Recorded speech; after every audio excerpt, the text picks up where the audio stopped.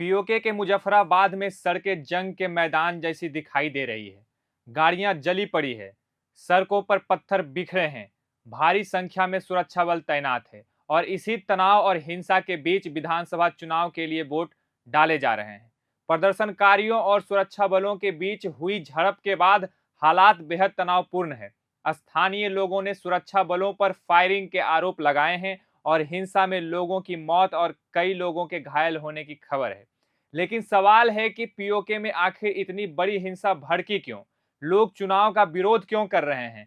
और पाकिस्तान सरकार के खिलाफ इतना गुस्सा कहां से आया? मैं प्रभास कुमार, चलिए पूरी घटना समझते हैं। दरअसल पाकिस्तान के कब्जे वाले कश्मीर यानी पीओके में इस समय विधानसभा चुनाव चल रहे हैं।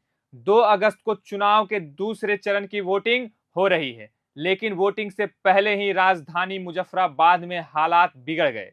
प्रदर्शनकारियों और सुरक्षा बलों के बीच झड़प हुई। तस्वीरें और वीडियो में कई जगह जली हुई गाड़ियां, सड़कों पर पत्थर और बड़ी संख्या में सुरक्षा बल दिखाई दे रहे हैं। लेकिन ये विरोध अचानक चुनाव के समय शुरू नहीं हुआ। इसके पीछे करीब 2 महीने से चल रहा आंदोलन है। इस आंदोलन के केंद्र में ज्वाइंट अवामी एक्शन कमेटी यानी जेएएसी है। अब आसान भाषा में समझिए कि प्रदर्शनकारी चाहते क्या हैं। उनकी कई मांगे हैं। रोजगार के बेहतर मौके मिले, स्वास्थ्य और शिक्षा व्यवस्था बेहतर हो, नेताओं और अधिकारियों को मिलने वाले विशेषाधिकार कम किए जाए और आम लोगों को राजनीतिक व्यवस्था में ज्यादा अधिकार मिले। लेकिन सबसे बड़ा विवाद विधानसभा की 12 आरक्षित सीटों को लेकर है। ये सीटें जम्मू कश्मीर से विस्थापित होकर पाकिस्तान के दूसरे हिस्सों में रहने वाले लोगों के लिए आरक्षित है। प्रदर्शनकारियों का कहना है कि इस व्यवस्था की वजह से पाकिस्तान की बड़ी राजनीतिक पार्टियों का पीओके की राजनीति पर जरूरत से ज्यादा प्रभाव रहता है। यानी ये आंदोलन केवल महंगाई, बिजली या रोजगार का नहीं है, इसके केंद्र में राजनीतिक प्रतिनिधित्व का सवाल भी है।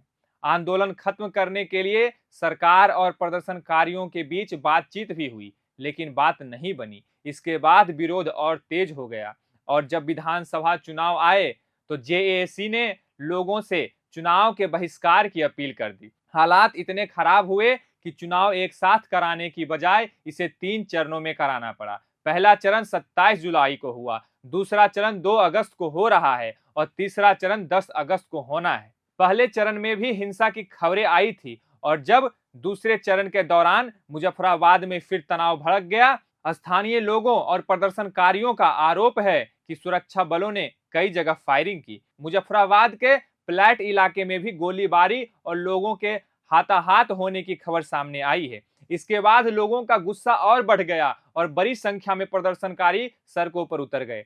इसे इससे समझिए कि स्थानीय पुलिस के साथ पाकिस्तान रेंजर्स, फेडरल कांस्टेबलरी और सैन्य कर्मियों को भी तैनात किया गया है। यानी एक तरफ लोगों से वोट डालने के लिए कहा जा रहा है और दूसरी तरफ सड़कों पर प्रदर्शन, झड़प और भारी सुरक्षा दिखाई दे रही है। और यहीं इस पूरे चुनाव पर बड़ा सवाल खड़ा हो रहा है। अगर किसी इलाके में एक बड़ा समूह चुनाव के बहिष्कार की अपील कर रहा हो और सरकार के खिलाफ 2 महीने से आंदोलन चल रहा हो, सड़कों पर सुरक्षा बल और प्रदर्शनकारी आमने सामने हो, तो चुनाव खत्म होने के बाद क्या आंदोलन भी खत्म हो जाएगा?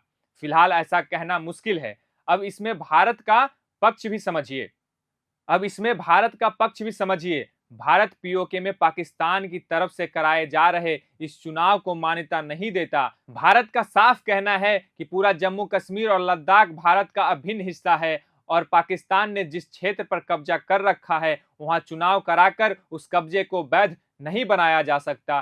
भारत ने वहां प्रदर्शनकारियों के खिलाफ कार्रवाई को लेकर भी पाकिस्तान की आलोचना की है। तो फिलहाल पीओके में 3 चीजें एक साथ चल रही है: चुनाव, आंदोलन और हिंसा। एक तरफ पाकिस्तान चुनाव कराकर राजनीतिक प्रक्रिया आगे बढ़ाना चाहता है, दूसरी तरफ प्रदर्शनकारी कह रहे हैं कि उनकी बुनियादी और राजनीतिक मांगों को सुना जाए और तीसरी तरफ दोनों के बीच बढ़ता टकराव अहिंसा में बदल रहा है। इसीलिए पीओके की इस कहानी में सवाल सिर्फ ये नहीं है कि चुनाव कौन जीतेगा, बड़ा सवाल ये है कि चुनाव खत्म होने के बाद क्या लोगों का गुस्सा भी खत्म होगा या मुजफ्फराबाद की सड़कों पर शुरू हुआ यह टकराव आने वाले दिनों में और बड़ा होने वाला है। अगर आपको यह वीडियो जानकारी पूर्ण लगा हो तो इसे लाइक और शेयर जरूर करें। देश दुनिया की ऐसे ही बड़ी खबरों को आसान भाषा में समझने के लिए प्रभात खबर के यूट्यूब चैनल को सब्सक्राइब करना न भूलें। धन्यवाद।